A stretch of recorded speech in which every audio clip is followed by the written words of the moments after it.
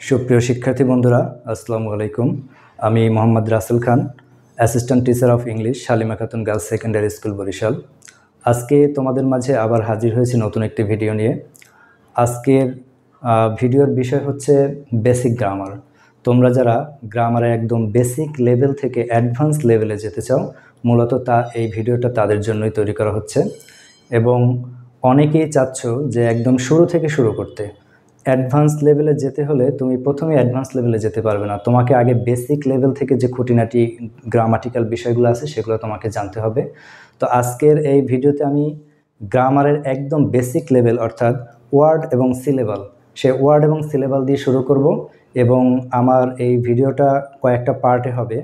তোমরা যারা শুরু থেকে আমার সাথে থাকবে, আমি আশা করি এই গ্রামারের বেসিক কোর্সটা করার পরে তোমরা গ্রামার ইনশাল্লাহ বস হয়ে উঠতে পারবে।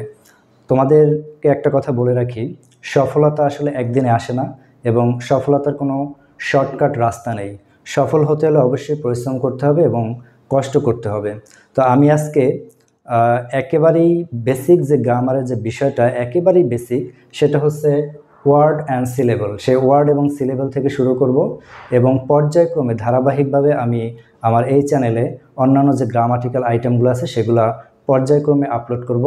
আশা করি তোমরা যদি আমার গ্রামারের সবগুলো কোর্স দেখো তো তোমরা অবশ্যই উপকৃত হবে।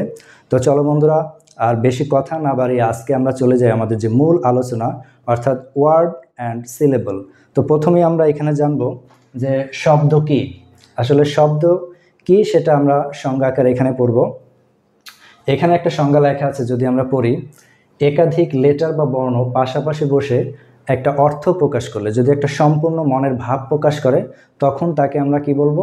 শব্দ বা ওয়ার্ড বলবো। তো দেখো এইখানে আমি কিছু এক্সাম্পল দিয়েছি, যেমন বয়, বুক, গার্ল, এক্সেট্রা। অর্থাৎ বয় দ্বারা কি বোঝাচ্ছে? একটি বালক। বুক দ্বারা কি বোঝাচ্ছে? বই। এবং গার্ল দ্বারা বোঝাচ্ছে বালিকা।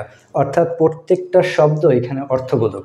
প্রত্যেকটা শব্দ আমরা অর্থ জানি এবং এক একটা অর্থবোধক শব্দ এখানে দেওয়া আছে, কাজে এগুলো এক একটি ওয়ার্ড বা শব্দ। কিন্তু নিচে আমি কতগুলো এক্সাম্পল দিয়েছি, দেখো বুক আর হচ্ছে বয়, কিন্তু এই বুকটাকে যদি আমি একটু উল্টো করে লিখি, ও বি ও কে, এটা আসলে কোনো অর্থবোধক হচ্ছে না। আর যদি অর্থবোধক না হয় তাহলে সেটা কি ওয়ার্ডও হবে না বা শব্দও হবে না। ঠিক একইভাবে নিচে লেখা আছে বি ও ওয়াই, বয়। তোমরা সবাই বয়ের অর্থ জানো, বয় হচ্ছে একটি বালক। আর এইখানে লেখা আছে ওয়াই ও বি। তো বন্ধুরা, আমরা জানলাম শব্দ কাকে বলে বা শব্দ কি, উদাহরণসহ দেখলাম। তো এখন আমরা দেখব সিলেবল কি, এবং সিলেবলের আমরা উদাহরণ দেবো, অবশ্যই উদাহরণসহ বুঝবো। তো দেখো এখানে লেখা আছে সিলেবল বা শব্দাংশ কি। তোমরা জানো যে সিলেবলের বাংলা হচ্ছে শব্দাংশ। আর আমি একটা সংজ্ঞা এখানে লিখে রেখেছি, তোমরা দেখো, কোনো ওয়ার্ড এর যতটুকু অংশ একবারে উচ্চারণ করা যায় ততটুকু অংশকে এক একটি সিলেবল বলা যায়। অর্থাৎ প্রত্যেকটি ওয়ার্ড যখন আমরা উচ্চারণ করি তখন এই শব্দটির যতটুকু অংশ আমরা একশ্বাসে বা একবারে উচ্চারণ করতে পারি, সেই প্রত্যেকটি অংশকে এক একটি সিলেবল বলা হয়।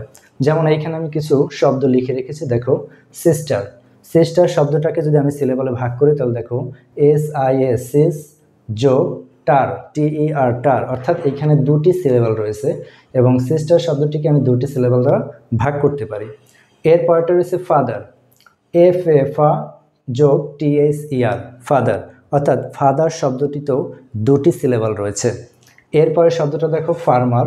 ফার্মার শব্দটিরও এখানে দুটি সিলেবল রয়েছে, আমি দুইটা ভাগে ভাগ করতে পারি, যেমন FAR যোগ MER, ফার্মার। সব মিলিয়ে দুইটা শব্দ, এখানে দুইটি সিলেবল রয়েছে এবং সেটা হচ্ছে কি ফার্মার। তো বন্ধুরা, সিলেবল কি সেটাও আমরা জানলাম উদাহরণ সহকারে। এখন আমরা জানবো সিলেবলের প্রকারভেদ। আসলে সিলেবল কত প্রকার এবং কি কি। তো দেখো বোর্ডে লেখা আছে সিলেবলের প্রকারভেদ। 1 নম্বরে রয়েছে মনোসিলেবল, এবং মনোসিলেবলের বাংলা হচ্ছে এক স্বর বিশিষ্ট শব্দাংশ। এরপরে যদি আমরা দেখি, এখানে রয়েছে ডাইসিলেবল, দ্বিস্বর বিশিষ্ট শব্দাংশ। অর্থাৎ তোমরা জানো, আমরা একটু আগে সিলেবলের সংজ্ঞা বোঝাতে গিয়ে যে উদাহরণগুলো দিয়েছিলাম, যে সিস্টার শব্দটিতে যেমন দুটি সিলেবল রয়েছে, সেই সিস্টার শব্দটিকে বলা হবে আসলে ডাইসিলেবল। এবং এরপর দেখা রয়েছে ট্রিসিলেবল, অর্থাৎ 3 স্বর বিশিষ্ট সিলেবল। যে শব্দগুলোতে তিনটি স্বর রয়েছে তাদেরকে বলা হয় ট্রিসিলেবল। এবং এরপরে রয়েছে এখানে পলিসিলেবল, অর্থাৎ বহু স্বর বিশিষ্ট শব্দাংশ, অর্থাৎ যে সকল সিলেবালে বহু অর্থাৎ তিনের অধিক স্বর থাকে, তিনের অধিক সিলেবাল থাকে, তাদেরকে বলা হয় মূলত পলিসিলেবল। তো বন্ধুরা, এখন আমরা জানবো আসলে সিলেবালের সংজ্ঞাগুলো। যেমন আমরা জেনেছি সিলেবাল 4 প্রকার, সেগুলোর সংজ্ঞা কি সেগুলো এখন আমরা জানবো। তো চলো, এখানে প্রথমে রয়েছে মনোসিলেবাল। আসলে মনোসিলেবালটা কাকে বলে? যে সকল ওয়ার্ডের একটি মাত্র সিলেবল থাকে, অর্থাৎ মনোসিলেবালের বাংলা আমরা শিখেছিলাম এক স্বর বিশিষ্ট শব্দাংশ। তো যে সকল সিলেবালের বা যে সকল ওয়ার্ডের একটি মাত্র সিলেবল থাকে তাদেরকে বলা হয় মনোসিলেবাল। এইখানে এক্সাম্পল হিসেবে আমি দিয়েছি, দেখো, পেন, ম্যান, বুক, কুক, লুক, এক্সেট্রা। অর্থাৎ যে সকল সিলেবালে এরকম যে সকল ওয়ার্ডে একটি মাত্র সিলেবাল রয়েছে তাদেরকে বলা হয় মনোসিলেবাল। তোমরা যদি একটু খেয়াল করো, দেখো, পেন শব্দটি আমি এক শ্বাসে উচ্চারণ করতে পারি এবং একবারে উচ্চারণ করতে পারি। পেন, ম্যান, কুক, লুক, এই শব্দগুলো আমি একবারেই উচ্চারণ করতে পারি এবং আর এই কারণে এটাকে বলা হয় মূলত মনোসিলেবল বা এক স্বর বিশিষ্ট শব্দাংশ। এরপরে রয়েছে এখানে দেখো ডাইসিলেবল। যেসব ওয়ার্ডের দুটি সিলেবাল থাকে তাদেরকে বলা হয় ডাইসিলেবল। তোমরা অলরেডি ডাইসিলেবলের কয়েকটা এক্সাম্পল জেনেছো। যেমন এইখানে আমি আরও কয়েকটা এক্সাম্পল দিয়ে রেখেছি। এইখানে রয়েছে মাদার শব্দটাকে যদি আমরা একটু ভাঙি তাহলে দেখো এইখানে রয়েছে MO, অর্থাৎ মো, তারপরে যোগ চিহ্ন, তারপরে রয়েছে THER, অর্থাৎ মাদার শব্দটাকে দুটি সিলেবালে ভাগ করা যায়। এরপরে রয়েছে রিভার, আমি এই অংশে লিখেছি RIV, রিভ যোগ ER, রিভার, অর্থাৎ রিভার শব্দটিতে দুটি সিলেবাল রয়েছে। এরপরে দেখো উইন্ডো, ঠিক একইভাবে উইন্ডোতেও দুটি সিলেবাল রয়েছে, WIN, উইন যোগ DO, ডো, অর্থাৎ উইন্ডো শব্দটিতেও আমাদের কিন্তু দুটি সিলেবাল রয়েছে। তাই আমরা এই কথায় আসতে পারি যে যেসব ওয়ার্ডের দুটি সিলেবাল থাকে তাদেরকে বলা হয় ডাইসিলেবাল। তো বন্ধুরা, এরপর রয়েছে দেখো ট্রিসিলেবল। যেসব ওয়ার্ডের তিনটির অধিক যেসব ওয়ার্ডের তিনটি সিলেবাল থাকে তাদেরকে বলা হয় ট্রিসিলেবল। একটু খেয়াল করো, এখানে কন্ডিশন শব্দটিতে কিন্তু তিনটি সিলেবাল রয়েছে, CON, কন যোগ DITION, কন্ডিশন। অর্থাৎ সংজ্ঞাটা কি বলছে আরেকবার দেখো, যেসব ওয়ার্ডের তিনটি সিলেবাল রয়েছে তাদেরকে বলা হয় ট্রিসিলেবল। এইখানে খেয়াল করো, কন্ডিশন শব্দটিকে যদি আমরা ভাঙি তাহলে এখানে আমরা তিনটি সিলেবাল পাই। ঠিক একইভাবে যদি কম্পিউটার শব্দটিকে দেখি তাহলে দেখো কম একটি সিলেবাল, এরপরে হচ্ছে PU আরেকটি সিলেবাল এবং সবশেষ হচ্ছে TER, টার। এই তিনটি সিলেবাল রয়েছে, অর্থাৎ যেসব ওয়ার্ডের তিনটি সিলেবাল থাকে তাদেরকে বলা হয় ট্রিসিলেবল। এরপরে দেখো 4 নম্বর রয়েছে পলিসিলেবল। যেসব ওয়ার্ডের তিনের অধিক সিলেবাল থাকে তাদেরকে বলা হয় পলিসিলেবল। আমরা যদি একটু খেয়াল করি, এখানে দেখো এডুকেশন শব্দটিতে তিনের অধিক সিলেবাল রয়েছে, তাই এটি একটি অবশ্যই পলিসিলেবল হবে। যদি আমরা একটু ভাঙে শব্দটাকে খেয়াল করো, এড, এইটা মিলে একটা সিলেবাল হয়েছে। তোমরা অনেকে এখানে ভুল করতে পারো, EDU, এডু বলতে পারো, তারপর হচ্ছে কে বলতে পারো, তারপর শন বলতে পারো, এডুকেশন, অর্থাৎ তিনটি সিলেবালে ভাগ করতে পারো। কিন্তু প্রিয় শিক্ষার্থীরা, সেটা আসলে ভুল হবে। আমাদের এখানে এডুকেশন শব্দটিকে দেখো তিনের অধিক সিলেবাল রয়েছে কিভাবে, ED, এই দুইটা লেটার মিলে একটা সিলেবাল হয়েছে। এরপরে শুধুমাত্র ইউ দিয়ে আর একটা সিলেবাল হয়েছে, এরপরে হচ্ছে CA দিয়ে আরও একটা সিলেবাল হয়েছে এবং সব শেষে TION দিয়ে আর একটা সিলেবাল হয়েছে। তাই আমরা কি দেখলাম, এডুকেশন শব্দটিতে মোট কয়টা সিলেবাল রয়েছে? 1, 2, 3, 4, অর্থাৎ তিনের অধিক সিলেবাল রয়েছে এডুকেশন শব্দটিতে, তাই এটি একটি পলিসিলেবাল।